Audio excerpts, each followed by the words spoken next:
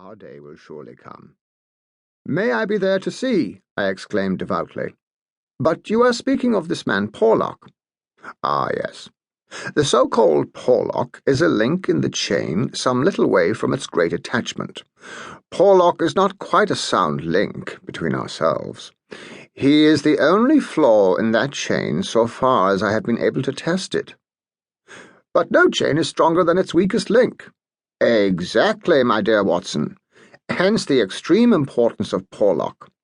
Led on by some rudimentary aspirations toward right, and encouraged by the judicious stimulation of an occasional £10 note sent to him by devious methods, he has once or twice given me advance information which has been of value.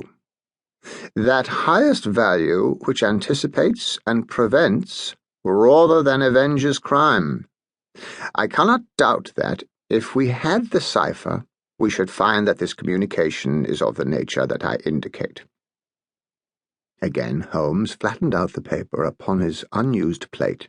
I rose and, leaning over him, stared down at the curious inscription which ran as follows: 534, C2, 13, 127, 36, 31, 4, 17, 21, 41, Douglas, 109, 293, 5, 37, Birlstone, 26, Birlstone, 9, 47, 171. What do you make of it, Holmes? It is obviously an attempt to convey secret information. But what is the use of a cipher message without the cipher? In this instance, none at all. Why do you say in this instance? Because there are many ciphers which I could read as easily as I do the apocrypha of the agony column. Such crude devices amuse the intelligence without fatiguing it. But this is different. It is clearly a reference to the words in a page of some book. Until I am told which page and which book, I am powerless. But why Douglas and Birlstone? Clearly, because those are words which were not contained in the page in question. Then why has he not indicated the book? Your native shrewdness, my dear Watson, that innate cunning which is the delight of your friends, would surely prevent you from enclosing cipher and message in the same envelope. Should it miscarry, you are undone. As it is, both have to go wrong before any harm comes from it. Our second post is now overdue, and I shall be surprised if it does not bring us either a further letter of explanation, or, as is more probable, the very volume to which these figures refer. Holmes' calculation was fulfilled within a very few minutes by the appearance of Billy, the page, with the very letter which we were expecting. "The same writing," remarked Holmes as he opened the envelope, "and actually signed," he added in an exultant voice as he unfolded the epistle. "Come, we are getting on, Watson." His brow clouded, however, as he glanced over the contents. "Dear me, this is very disappointing.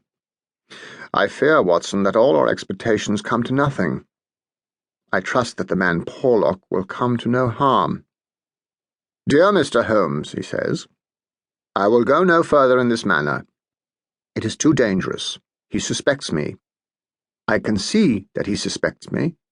He came to me quite unexpectedly after I had actually addressed this envelope with the intention of sending you the key to the cipher. I was able to cover it up. If he had seen it, it would have gone hard with me. But I read suspicion in his eyes. Please burn the cipher message, which can now be of no use to you. Fred Porlock." Holmes sat for some little time twisting this letter between his fingers and frowning as he stared into the fire. "After all," he said at last, "there may be nothing in it. It may be only his guilty conscience. Knowing himself to be a traitor, he may have read the accusation in the other's eyes. The other being, I presume, Professor Moriarty, no less. When any of that party talk about he, you know whom they mean. There is one predominant he for all of them. But what can he do? That's a large question.